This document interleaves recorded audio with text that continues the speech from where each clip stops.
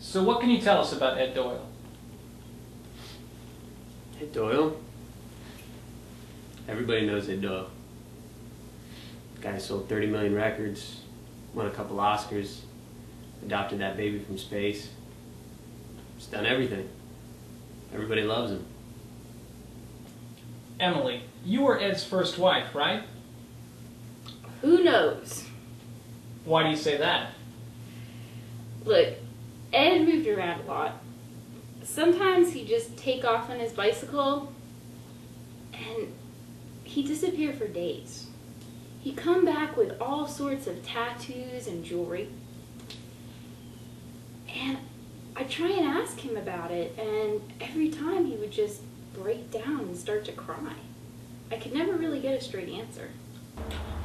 When did you first meet Ed? 2005? 2006? It's kind of a haze. Those are crazy times.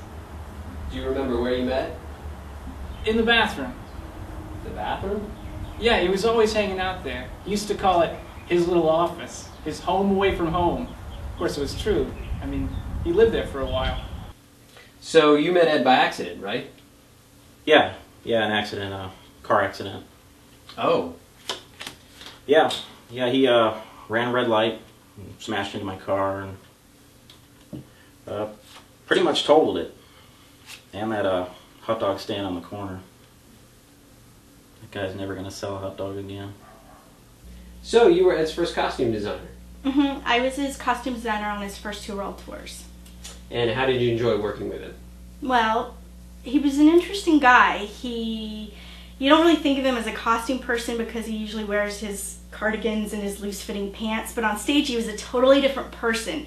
He actually really loved his costumes. He loved giving a show. He used to say, "They come for the steak, but they'll remember the sizzle." And then when he said steak, he would point at his genitals. You worked with Ed in his films? Yeah, I worked with Ed on his first movie, When Irish Eyes Are Killing. First time I saw him, he didn't impress me at all. He punched like a girl. He ran away whenever there was a loud noise on the set. So what happened after that? He just took off running. Running? Yeah, he just started running down the street, yelling, "Oh, they're gonna take away my space babies." But he's made some enemies along the way, right? Enemies? Yes. You know, Ed had this saying. He used to say, "An enemy's just a friend you haven't killed yet." Yeah, that's what he used to say. But you were happy in the beginning. I guess. How did you two meet? Well, we had these mutual friends, and they said, "Alright, we know this guy, and he likes girls. We think you guys would be perfect for one another." So they set us up on a date. Ed turns up to the date, and he's blindfolded.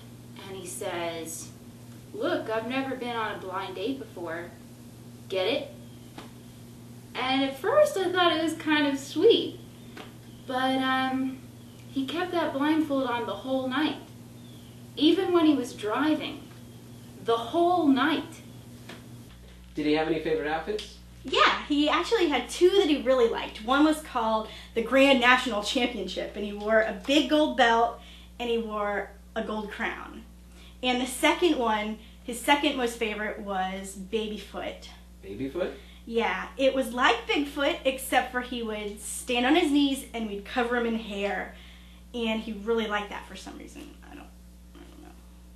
So you didn't think he'd make a good actor? No. I told him, "You'll never make it in this business." What did he say? He said he'd make me eat my words. Did he?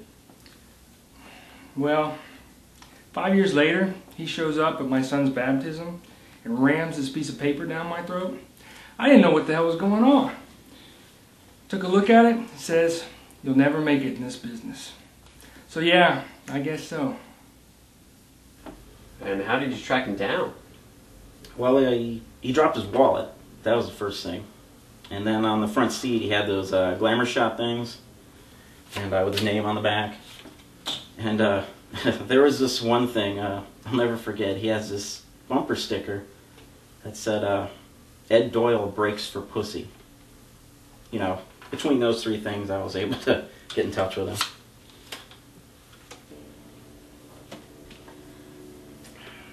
Oh, for fuck's sake, every goddamn time. What would you say to him if you saw him right now? You mean right now? Yes. Well, I'd ask him to wait till this was done. No, I mean after this. Oh.